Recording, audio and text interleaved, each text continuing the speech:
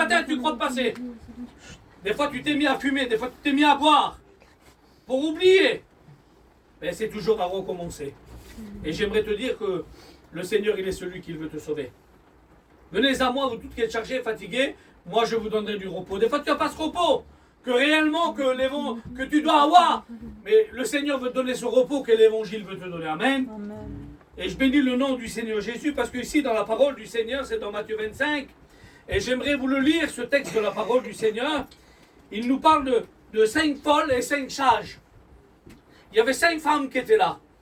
5 étaient sages et 5 folles, mais ils n'étaient pas folles physiquement. Hein. Ils étaient très intelligents. Mais ils disent d'une façon parce que elles, les 5 sages, ont su veiller, ont su prendre de l'huile, ont su avoir de la réserve pour pouvoir aller à la rencontre de l'époux. C'est-à-dire aux noces. Parce que celui qui était éclairé et qu'il avait de l'huile de réserve dans sa lampe, de peur que sa lampe s'éteigne, lorsqu'il venait devant la salle des noces, il était éclairé et puis il avait l'habit de noces. Alors celui qui était éclairé pouvait entrer dans la salle des noces. Mais celui qui n'était pas, ou celle qui n'était pas éclairée, n'entrait pas. Pourquoi? Parce que le roi ne les connaissait pas. Le roi avait dit celui et celle qui sera éclairée, celui-là pourra entrer dans la salle des noces. Alors j'aimerais lire ce texte dans la parole du Seigneur, écoutez bien ce qu'il dit. C'est dans Matthieu 25 et au verset 1er, il dit « Alors le royaume des cieux sera semblable à 10 femmes qui ayant pris de l'huile dans leur lampe et partent à la rencontre de l'époux. 5 d'entre elles y étaient folles et 5 sages. Les folles, en prenant leur lampe, ne prirent point d'huile avec elles. Mais les sages prirent avec elles leur lampe de l'huile dans des vases. Comme l'époux tardait, toutes s'assoupiront et s'endormiront. Au milieu de la nuit, on cria, voici l'époux, allez à sa rencontre. Alors toutes les femmes se réveilleront et prépareront leur lampe. Ils vont tous se réveiller et ils vont tous préparer leur lampe. Et regardez ce qui va se passer. Les folles diront aux sages, donnez-nous de votre huile, car nos lampes s'éteignent. Seigneur, car nos lampes s'éteignent.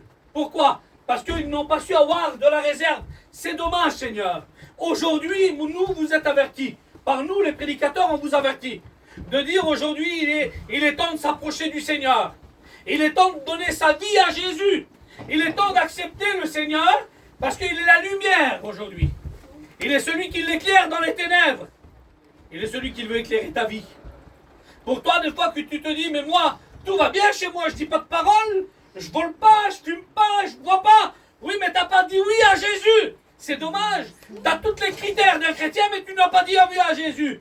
Si le Seigneur vient, la Bible dit, celui et celle qui aura fait ma volonté, qui sera baptisé, celui-là sera sauvé. Et je bénis le nom du Seigneur. Alors là, moi je veux t'avertir. Je suis un serviteur de Dieu et je veux t'avertir ce soir. Si tu n'as pas fait la paix avec le Seigneur, si tu n'as pas accepté le Seigneur comme ton maître et sauveur, où passeras-tu l'éternité? Moi je n'ai pas le droit de te juger. Mais selon ce que j'ai appris de la parole de Dieu, je suis obligé de te dire, ne reste pas dans la position où tu es. Si tu es un fumeur, si tu es un buveur, si tu es un voleur, si tu es un tricheur, si tu es un menteur, si tu es ce que tu vis dans le péché, ne reste pas dans la position où tu es. Viens à Jésus, demande-lui pardon, et lui sera pardonné. Parce que la parole de Dieu nous dit que les 5 folles demandent de l'huile. Donnez-nous un peu de votre huile. Et puis les 5 sages leur disent non, on ne peut pas. Pourquoi on ne peut pas? On ne peut pas vous en donner. Parce que de peur qu'en chemin, nos lampes s'éteignent. Alors on a un peu de réserve. Allez plus tôt. Ils vont dire ça. Allez plutôt dans les magasins vers ceux qui en vendent. Tant qu'il est temps. Tant qu'il est temps. Qu'est-ce que ça veut dire tant qu'il est temps? Ah ben c'est ce soir tant qu'il est temps. Ce soir je vous parle de l'amour de Jésus. Je vais déplacer la caravane, je l'ai amenée là. Comme je fais tous les mercredis. On déplace la caravane, on vient pour faire des réunions ici. On la déplace, on y va à Marseille, on prêche là-bas aussi. Ben, c'est pour vous avertir que là, la lumière elle y est. Mais à un moment, on va venir pour que cette caravane, on ne pourra plus la traîner. On ne pourra plus la transporter. Pourquoi? Parce que Jésus aura venu et que l'Église aura parti. Et lorsque l'Église sera partie, vous savez pour le moment ce qui empêche l'Antichrist, le faux prophète, le diable d'agir. Vous savez c'est quoi? C'est l'Église. Parce que dans l'Église, la puissance du Saint-Esprit est là. Et tant que l'Église sera sur la terre, l'Antichrist ne peut pas agir réellement. Bien que l'esprit de l'Antichrist est déjà sur cette terre. Mais il ne pourra pas réellement agir tant que l'Église sera sur la terre. Il fera son apparition sur la pointe de la cime du monde mondial. L'Antichrist. Lorsque l'Église sera partie. Alors là, ça sera une chose différente. Ça ne sera plus la même chose qu'aujourd'hui. Tu n'oseras même pas sortir de ta caravane. Tu feras ce que tu voudras. Tu pourras te cacher où tu voudras. Tu seras tourmenté. Moi, je te conseille au nom de Jésus. Je te conseille au nom de Jésus d'accepter le Seigneur. Un homme avait dit ces mots-là, écoutez bien. Il avait dit, si vous saurez, le Seigneur nous a fait ce privilège de ne pas voir l'invisible autour de nous. L'invisible, c'est quelque chose qu'on ne voit pas. Et le Seigneur nous a fait ce privilège-là. Un homme a dit, si vous saurez combien des milliards et des milliards et des milliards de démons qu'il y a autour de nous, c'est incroyable. Et si on regarde dans la parole du Seigneur, si on regarde dans la bonne parole du Seigneur, lorsque Élie est là devant ses prophètes, lorsque les Syriens viennent pour prendre Élie, le mettre à mort certainement, et qu'Iguiazé, son serviteur, sort de la tente, il regarde, il dit Élie, on est foutu. Pourquoi? Toute l'armée des Syriens nous ont entourés, a barricadé la ville. On est foutu, ils vont nous tuer. Ça, c'était l'ennemi. Et puis l'homme de Dieu va dire, mais Seigneur, ouvre les yeux de mon serviteur pour qu'il regarde. Et puis Dieu va montrer l'invisible. Et puis autour, l'invisible, il y avait des milliards et des milliards d'anges avec des chevaux et des chars de feu qui retenaient, qui étaient là et qui protégeaient l'homme de Dieu. Ben, j'aimerais te dire qu'aujourd'hui, des milliards et des milliards de démons tournent autour de toi. Mais n'oublie pas une chose, que l'ange de l'Éternel campe autour de celui qui le crée, la rage du danger. Le Seigneur te garde. Il te garde pour le moment. Parce que tu as peur, tu es sa créature. Mais n'oublie pas une chose, lorsque l'Église sera partie, il ne te gardera plus. Il ne te gardera plus, ça va être trop tard. Alors tant qu'il est temps aujourd'hui, moi je t'invite dans le nom de Jésus à accepter le Seigneur. Parce que regardez un peu plus loin. Il dit non, on ne peut pas donner de notre huile, mais allez plutôt en chercher vers ceux qui en vendent. Et puis, pendant qu'ils allèrent en chercher, en acheter, l'époux arriva. Celle qui était prête entre avec lui dans la salle des noces. Et la porte fut fermée. Plus tard, les autres femmes qui ont été diront, Seigneur, Seigneur, ils vont venir. Ils vont dire, Seigneur, Seigneur, ouvre-nous. Il répondit, je ne sais d'où vous êtes. Ils ne le connaissaient pas. Pourquoi? Parce qu'ils n'étaient pas éclairés. C'était trop tard. La porte, la salle des noces, elle était fermée. Et lorsque la salle des noces est fermée, et que tu n'étais pas éclairé, c'était trop tard. Tu ne pouvais pas entrer. Eux, ils étaient prêts, les 5 sages. Ils ont venu avec l'époux, ils ont venu. Et lorsqu'ils ont venu avec l'époux, alors ils sont rentrés dans la salle des noces. Ils ont participé aux noces. Et puis les autres, lorsqu'ils sont venus plus tard, ah oui, mais c'est les retardataires. Ils viennent en retard, ils viennent à la réunion comme ils veulent. Ils n'ont pas accepté le Seigneur, c'est dommage. Ils n'ont pas accepté Christ dans leur cœur. Oui, mais c'est trop tard. La porte est fermée. La porte du ciel, elle est fermée. Ben, il faut que cette porte s'ouvre. Mais comment, Seigneur? Elle est fermée, la porte. Je ne peux plus, Seigneur. Oui, mais là, aujourd'hui, je te dis, moi, dans Apocalypse 4, il dit, et voici une porte est ouverte encore dans le ciel. C'est pour toi ce soir. Amen. Ça, c'est la porte de la grâce. C'est Jésus, il est celui qui veut te sauver. Comme j'avais dit l'autre jour, il y a un jeune homme. Il y avait un jeune homme, tout jeune, tout frais, plein de force. Il va commettre des vols. Et parmi les vols qu'il va commettre, les gendarmes lui ont couru après. Écoutez bien l'histoire, hein. Ils n'ont pas pu le choper, parce qu'il était tellement rapide qu'ils n'ont pas pu le choper. Il y avait un canal qui longeait le bord d'une rue. Ce jeune homme a plongé dans le canal, savait très bien nager. Il a traversé le canal. Il est arrivé de l'autre côté. Mais au bout du canal, il y avait de la mousse sur la pierre. Il essayait de monter, il ne pouvait pas glisser aux mesures. Pourtant, un bon nageur, il essayait de remonter, il glissait, il ne pouvait pas traverser, il ne pouvait pas arriver de l'autre côté. Et un bon jour, un monsieur s'est approché, il l'a vu, il allait presque se noyer.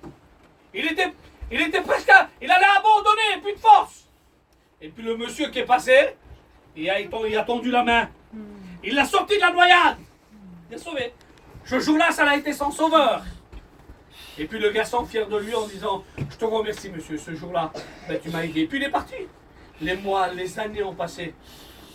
Mais quelques années après, ce jeune homme, Peter, il a commis encore un vol.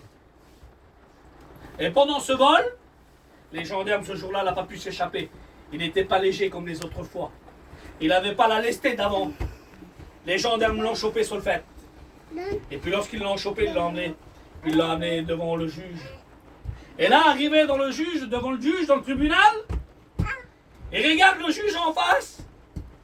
Il dit, monsieur le juge, c'est un témoignage vrai, hein. Il dit, monsieur le juge, je vous connais à vous. Et le juge, il dit, avant, vous me connaissez, oui. Rappelez-vous, tel jour, à tel endroit, à tel moment, vous m'avez sauvé de la noyade. Vous m'avez tendu la main. Vous m'avez sauvé de la noyade. Ah oui, le juge, il dit, oui, c'est vrai. Je me rappelle ce jour-là, il y a bien des années. Je me rappelle ce jour-là, je t'ai sauvé de la noyade. Il dit, oui, mais là-bas, lorsque je t'ai sauvé de la noyade, j'étais ton sauveur. Ce soir, le Seigneur, il est ton sauveur. Il te laisse encore une chance ce soir. Mais il dit ça. Il dit, là-bas, j'étais ton sauveur. Mais aujourd'hui, je suis ton juge. Je suis ton juge aujourd'hui. Alors n'attends pas qu'il t'arrive quelque chose de pire. N'attends pas parce que la porte de la grâce est ouverte. Tant que la porte de la grâce est ouverte, c'est sa parole. C'est l'évangile que nous on prêche. Jésus, il est celui qui sauve. Il est celui qui délivre. Il est celui qui fait des miracles. Tant que la porte de la grâce est ouverte, ben, saisis-la. N'attends pas, regardez ici, j'ai un petit livre. C'est Jimmy. Il l'a écrit. Notre enseignant. Mais tout ce qu'il y a dans ce livre-là, il y a dans la Bible. Il parle de l'enfer. Ce qui est l'enfer. Regardez dans l'enfer. Moi, je vous le conseille au nom de Jésus, acceptez le Seigneur. N'acceptez pas le monde. Hein. Regardez ce qu'il dit.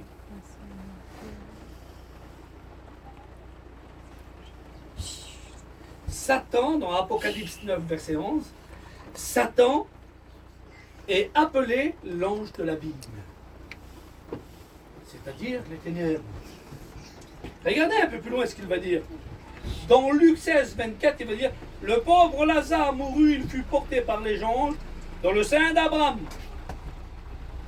Dans le sein d'Abraham, qui est le séjour bienheureux d'Israël. Pour la gloire, quelle beauté, Seigneur. Ça, c'est pour celui qui a fait la paix avec le Seigneur. C'est pour celui qui a dit oui à Jésus. Et un peu plus loin, il va dire, le riche égale l'homme sans Dieu, fut enseveli dans le séjour des morts.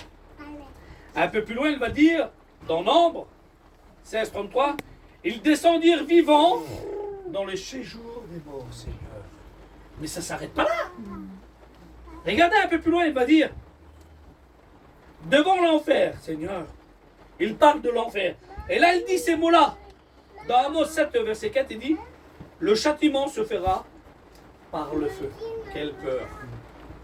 Le châtiment se fera par le feu.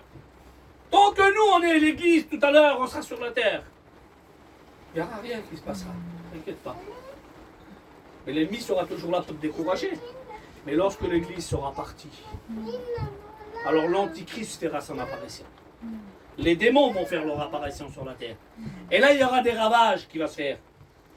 Regardez un peu plus loin, il va dire, dans Jérémie 15, au verset 14, il dit, le feu de ma colère s'est allumé et il brûlera sur vous. Quelle peur, Seigneur, quelle peur. Quelle souffrance. Imaginez-vous, c'est le feu de ma colère s'est allumé et il brûlera sur vous. C'est-à-dire, celui et celle qui n'a pas accepté le Christ. On est là devant au pied du mur. je vous en supplie au nom de Jésus, acceptez le Seigneur. Alléluia. Ça vaut le coup d'accepter le Seigneur. Vous avez vu, on fait de la grillade. C'est qui n'a pas l'habitude de faire de la grillade? Plein, moi. Devant Dieu, plein de grillade. On voit la preuve. Hein. Ben, ça m'arrive des fois quand je fais un petit machin à la broche. Poule à la broche, un canard à la broche. Mais un peu d'huile tombe sur moi. Je me brûle. Mais pourtant, un tout petit peu de glace qui a tombé sur moi. Comment que c'est? Ah, Seigneur. Imagine le doigt. Vous avez vu où ça fait des fois lorsque on se boule? T'as vu où ça fait? Zing, zing, zing. Le soir, ça tire, ça tire. Mais c'est qu'un petit bout de doigt. Imagine le corps entier. Et on demandera la mort. Hein. On demandera la mort. On ne la trouvera pas. On voudra, ce que la Bible dit, montagne tombe sur nous, écrase-nous, cache-nous. Non, mais ça sera trop tard. Ça sera trop tard, Seigneur. Alors moi, je t'invite au nom de Jésus d'accepter le Seigneur. Dans Deutéronome 32, verset 22, il dit, le feu de ma colère s'est allumé et il brûle jusqu'au séjour des morts. Pourquoi il dit ça? Oui, mais il y en a qui disent, oui, mais après la mort, ça s'arrête là. C'est fini. C'est fini. Non, non. Ton âme, il a une grande valeur. C'est ton âme. Ton âme, d'ailleurs, elle est où? Si tu n'as pas fait la paix avec le Seigneur, Seigneur, je ne veux blesser personne, mais je suis obligé de vous dire la vérité. Je suis obligé parce que si je ne vous dis pas la vérité, j'aurai des comptes à rendre. C'est moi qui aurai des comptes à rendre à lui. Ton âme, d'ailleurs, elle est où? Ah, celui qui a fait la paix avec le Seigneur, avec le Seigneur. Mais celui qui n'a pas fait la paix avec le Seigneur, la Bible dit que sera jeté dans un lac de feu, dans un lieu de tourment, où on se mord la langue de douleur, on ne désire pas voir venir nos bien-aimés. C'est ça qui dit Proverbe 30, verset 16, dit le feu ne dit jamais assez. Il réclame l'humanité entière. L'ennemi veut qu'un grand nombre se perde. Mais moi je te dis que le Seigneur, il est celui qui veut sauver ton âme. Il est celui qui veut sauver ta vie. Alors est-ce que tu veux être sauvé ce soir? Je ne voudrais pas y aller plus loin devant Dieu. On va prier.